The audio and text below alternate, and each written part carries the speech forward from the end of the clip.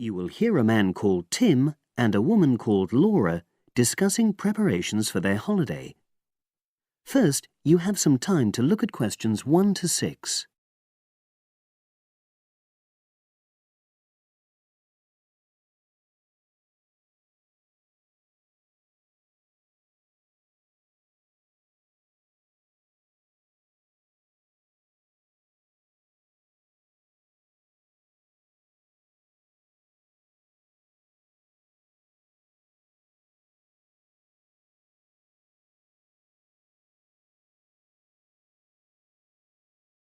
You will see that there is an example which has been done for you. On this occasion only, the conversation relating to this will be played first. Our plane tickets arrived this morning. It reminded me how much there is to do before we go. Let's write everything down, shall we, so we don't forget anything? Yes. And last time we went away, we almost forgot to collect our currency from the bank. So let's start with that.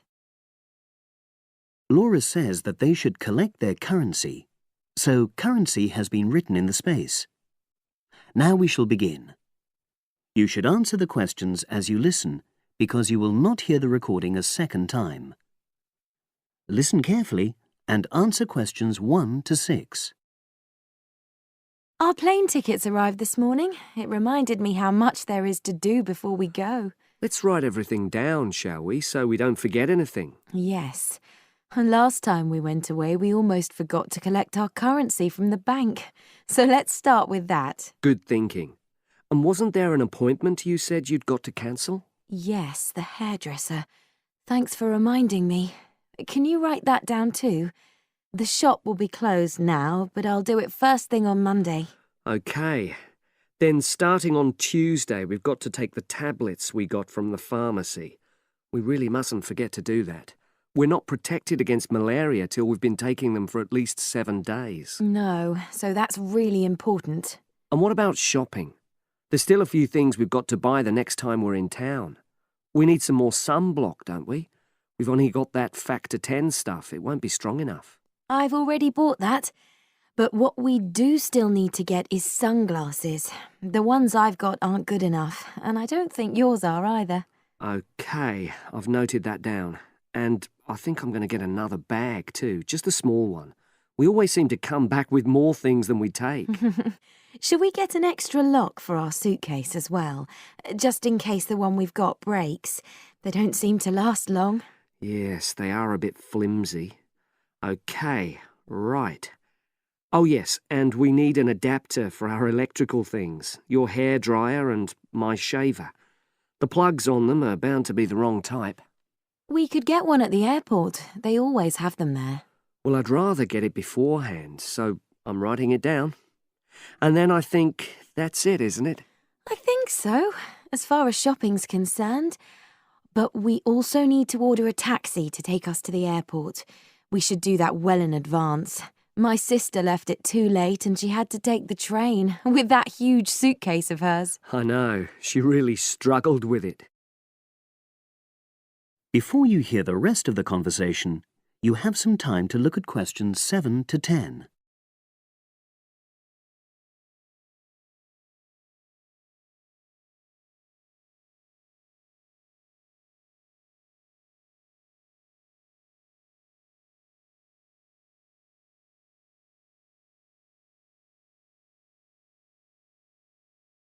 Now listen and answer questions 7 to 10. Now let's see. Your mother said she'd come in regularly while we're away, so what do we want her to do? I'll write some instructions and we can give them to her tomorrow. Good idea. Well, the cat's the main thing. OK. Feed the cat. We ought to leave her the vet's details as well, just in case there's a problem. Yes. Have you got them handy? Hang on, I'm just looking. Yes, his name's Colin Jeffrey. Is that spelt with a G? Actually, it's Jeffrey. Quite an unusual spelling, isn't it? And his number? 077 594 128. It's a mobile. OK. And you should write down where it is. It's 4th Street, not sure what number, but it's next to the bus stop, isn't it? That's not a very good landmark, but it's on the other side of the road to the church, so I'll tell her that. Let's hope she won't need a vet anyway. Yes. Right, apart from that, there are the plants to water. Ask her to make sure they don't dry out. Oh, yes, and I've already mentioned the problem with the boiler, and your mum said she'd come round to meet the heating engineer and let him in. Yes, it's a lot for her to do, but we really need to get the problem sorted out. And the earliest date I could get an appointment was April the 30th. Isn't it the day after we go? Yes, we leave on the 29th, and she'll have to hang around till the job's finished. Oh, well, she won't mind, I'm sure. She likes helping people out. Yes, she does. OK. That's it then, I think. Unless you can think of anything else. Not at the moment. Leave the list there and I'll add to it. That is the end of section 1. You now have half a minute to check your answers.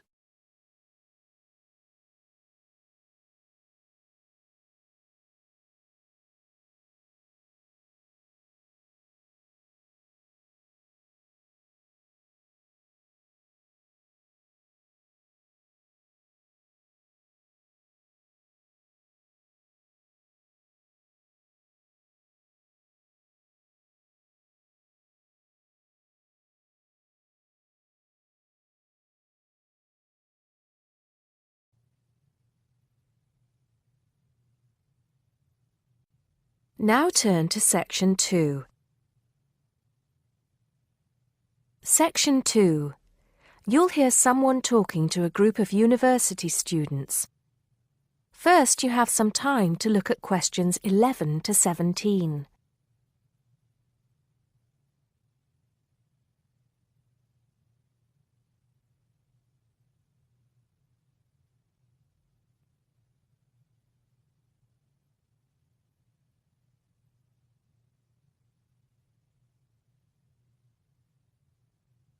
Now listen carefully and answer questions 11 to 17. Good morning, everybody, and welcome to Upton University. I hope you are settling in and beginning to find your way around. I know how confusing it can be when you start life at university, and that's why we have Freshers Week to help you find your feet. Before I go any further, I should perhaps introduce myself. My name is Sally Jackson, and I am the Secretary of the Students' Union, which has organized this week of events for you. You will usually find me in the office on the first floor of this building when I'm not attending lectures. Anyway, down to business. Of course, there are a few things that you are obliged to get done during your first week here. But once you've opened a bank account, if you haven't got one already, seen your director of studies to discuss which courses you are going to take, and signed up with a doctor, there will be plenty of time left to enjoy the events we have arranged for the week.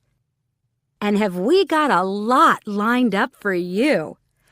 Throughout the week from Monday to Friday, every morning starting at 10 a.m., there will be orientation and welfare events.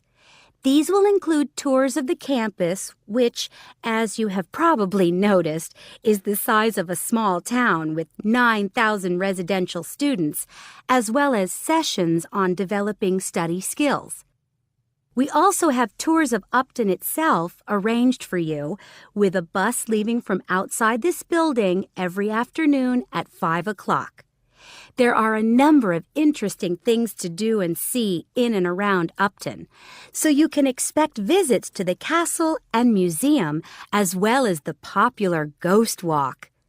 You'll need to sign up for this one, as numbers are limited. Just put your name on the list on the notice board in the entrance lobby. An important event is scheduled for Monday, that's the day after tomorrow, when we will be holding the academic fair. This is an opportunity for you to speak to students and academic staff about the courses that are on offer. The academic fair starts at 1 o'clock, by the way. There are a couple of other fairs that I think will interest you. First of all, we have the Societies Fair on Tuesday the 16th, which I think is an absolute must. You might not believe it, but the university has over 150 societies and sports clubs you can sign up for, so you are sure to find something of interest to you. That also starts at 1 o'clock, and it will be here in the Union Building. Also in this building is the Trade Fair on Wednesday from 2 until 5 in the afternoon. This one might sound a bit strange because you will find a load of banks and other businesses here trying to get your custom.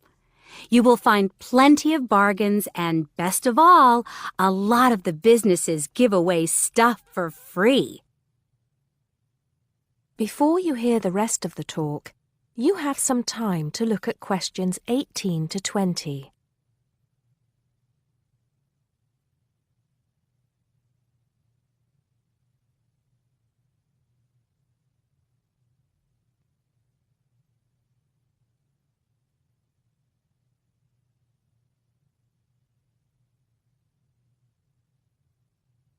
Now listen and answer questions 18 to 20. We've also got a great entertainment program lined up for you, starting tonight with our welcoming party. We have a top band lined up for your entertainment, but I'm not allowed to say who they are. All I can say is that I am sure you will not be disappointed.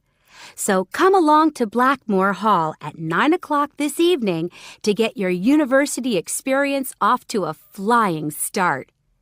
Just one point. I'm afraid this event is limited to freshers only. Because of space restrictions, you can't bring a friend tonight. Sorry about that. There's more fun and games on Monday in the Cotswold Theater here on campus. We have booked two of the cleverest comedians in the country, Paul Frazier and Jenny Brown, for a 3-hour show. Paul has assured us that he and Jenny have packed the show with new material, and as they always get rave reviews for their shows, I think we can look forward to an evening of great entertainment. That's in the Cotswold Theater on Monday evening at 7:30. Moving along a bit, on Thursday there is an important date for your diaries. This is the official Freshers opening ceremony, when the dean welcomes you to Upton University. So remember, Thursday the 18th from 2:30 to 3:30 in Blackmore Hall. You certainly should go to this one, and by the way, light refreshments will be available. At the end of the week, on Saturday, you have the chance to dress up in your smartest evening wear for the official Freshers' Ball. Actually, although it's called a ball, it is quite a relaxed affair, so we are more than happy if you turn up wearing jeans and a t-shirt. The important thing is to relax and enjoy yourselves. Time and place are the same as for this evening's party. Blackmore Hall from 9 in the evening to 3 o'clock in the morning. Right. I think I've covered the most important and exciting events we have lined up for you, but there will be plenty of other things going on throughout the week, so remember to check the notice board in the entrance lobby regularly. Enjoy the rest of the day, and I look forward to meeting as many of you as possible this evening at the welcoming party. That is the end of Section 2. You now have half a minute to check your answers.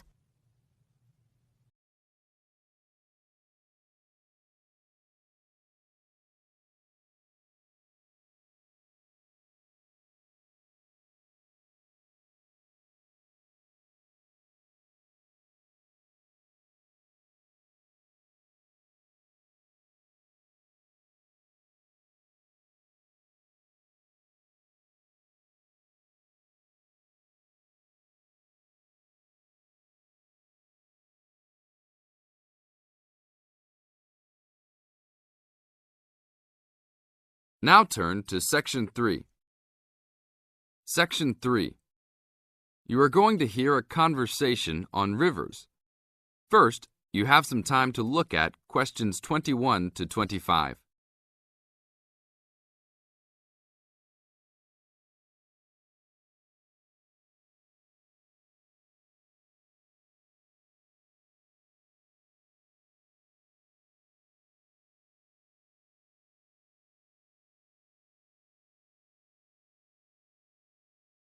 Now listen to the tape and answer the questions. Please tell me about the current state of the Amazon. We have increased deforestation, increased human population relating to deforestation, and a role of fire in the Amazon on a scale that's never been seen in history. At the same time, you can see progress in trying to counter that negative trend. How do you see this? We see this in the creation of national parks and indigenous areas, and efforts to fund sustainable development activities for locals. We see both good and the bad, and it's going to be a race to finish. I understand that you started the Minimum Critical Size of Ecosystems project. Could you tell me about it? A number of years ago, it became apparent that those practicing conservationists didn't have the scientific information available to properly design a conservation area. They didn't know how big it had to be, right? People were learning that as forests fragment, the fragments begin to shed species after they become isolated, so they end up becoming poor examples of what they had been.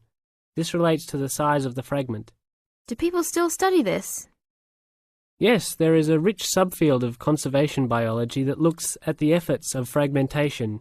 One of the consequences is a general policy response to set up protected areas that are fairly large, something on the order of 1,000 square kilometres.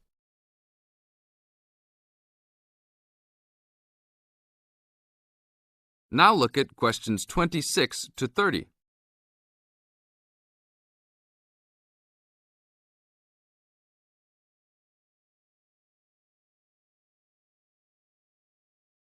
As the talk continues, answer questions 26 to 30.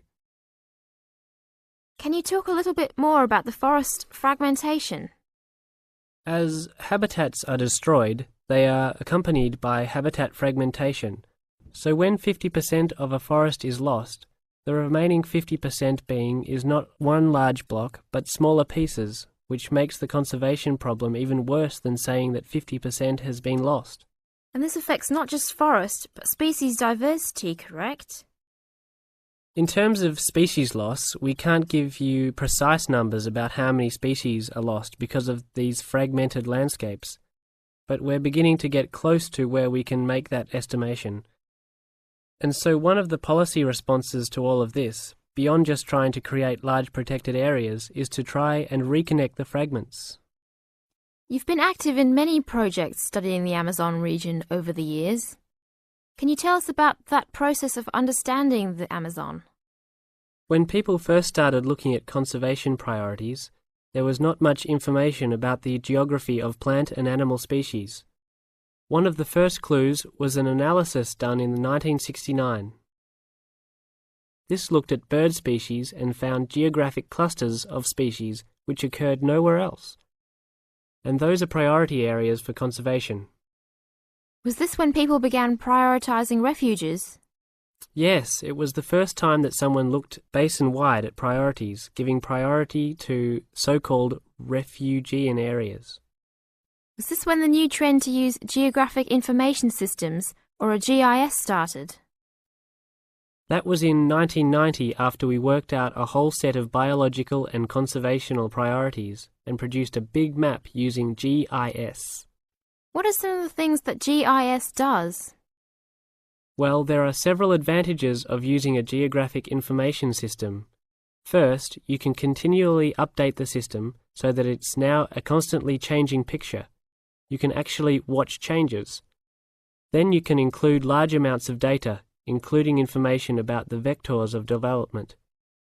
Roads, railroads, pipelines, hydroelectric projects, etc. And finally, because it is accessible on the internet, it makes this information available to anyone who's interested. This is the end of Section 3. You now have half a minute to check your answers.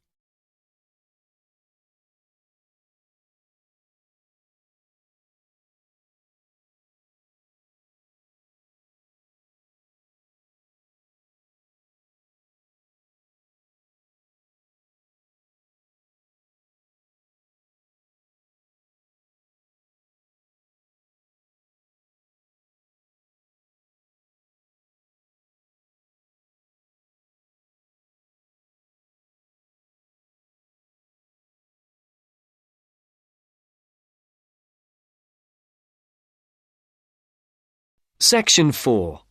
You are going to hear a talk on the writer Charles Dickens, given by a university lecturer to a group of students. First, look at questions 31 to 35. Note the example that has been done for you.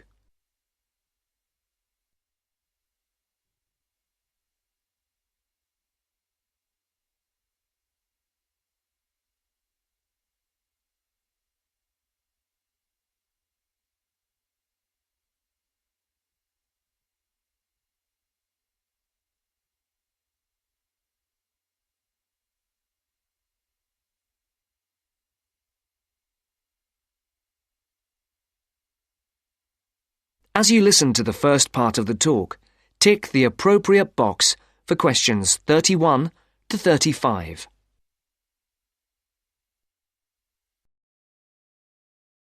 Good morning. My name is Professor Sarah Lennon, and I'm here today to talk to you about the works of one of the greatest writers in the English language, Charles Dickens. He wrote many books, and if we bear in mind that there are over 2,000 characters in his stories, we can get an idea of the complexity of his work. I've selected one novel from your reading list that I would like to talk about to illustrate his genius, namely Dombey and Son. But before we look at this work in earnest, I thought it might be a good idea to have a quick look at his life, and also at a few of the major events that happened during his lifetime, so that we can try to put his writing into perspective. Dickens was born on the 7th of February, 1812, at the time when his father was working in Portsmouth Dockyard. His father was transferred to London in 1814. To help give us a picture of the time Dickens was born into, it's worth noting that in 1814, when Dickens was 2, the first efficient steam locomotive was constructed in Newcastle upon Tyne. Then, in 1817, the year that Queen Victoria was born and Waterloo Bridge in London was opened, the Dickens family moved away from London.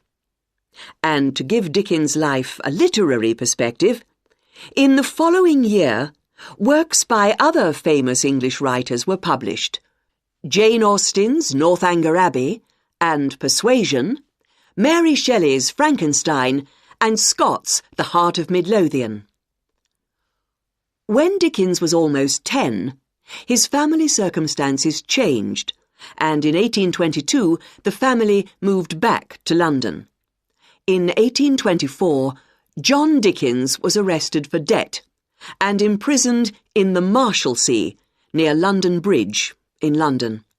This event had a profound effect on Dickens' writing. From 1827, Charles Dickens had various jobs as solicitor's clerk, freelance reporter, and newspaper reporter. Before the speaker continues the talk, look at questions 36 to 40.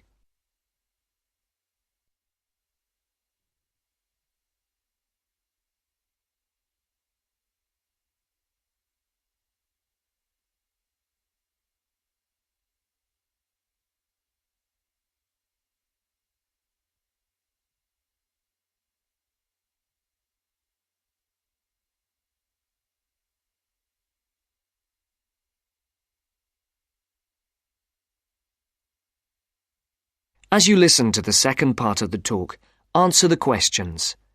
For questions 36 and 37, circle the correct answer. For questions 38 to 40, write no more than 3 words or a number for each answer. In December 1833, Dickens had his first story, A Dinner at Poplar Wall, published in the Monthly Magazine. In the same year, the SS Royal William became the first vessel to cross the Atlantic Ocean by steam alone. In 1836, 2 important events happened. Dickens published the first series of Sketches by Boz, and the publishers, Chapman and Hall, suggested his first novel, The Pickwick Papers. In April of the same year, the second major event took place. Dickens married Catherine Hogarth. And in 1837, the year that Queen Victoria became Queen of England and Samuel B. Morse developed telegraph, the novel Oliver Twist began publication in Bentley's Miscellany in 24 monthly instalments. You may not be aware that serialization like this was common in Dickens' time. In the subsequent year, that is, in 1838, the serialization of Nicholas Nickleby started and appeared in 20 instalments. Dickens' novel The Old Curiosity Shop began serialization in 1840. This was the year the first postage stamp, the penny post, was brought in by Rowland Hill, and the year the first bicycle was produced.